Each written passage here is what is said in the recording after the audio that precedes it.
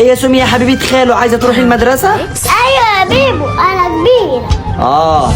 اقول لك ايه اللي كبيره؟ احترم نفسك يا عيب. طب خلاص يلا بينا نروح نقدم في المدرسه. يلا بينا. السلام عليكم، ازاي حضرتك يا ابله؟ كنا عاوزين نقدم لسومي في المدرسه، ايه المطلوب؟ تمام جدا جدا مفيش اي مشكله، ان شاء الله حاجات بسيطه جدا واولها طبعا اللانش بوكس. يا بنت دول عاوزين لانشون، اكيد قصدهم على السندوتشات بتاعتي. ماشي، ايه تاني يا ابله؟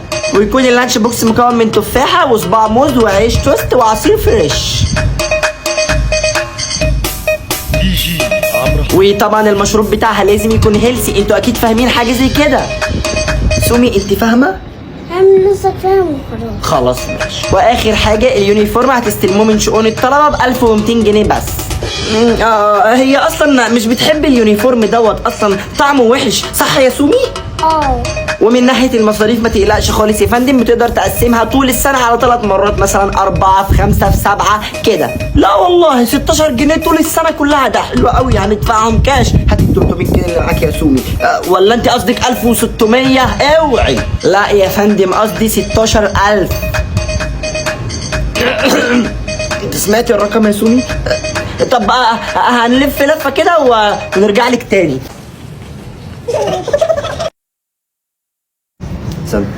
اللي هو بتفتح البرنامج تشغله، وكل ما تتمشى وتعد خطوات اكتر ينزل لك فلوس اكتر. متتكلمش تاني وانا بصور، اتفقنا؟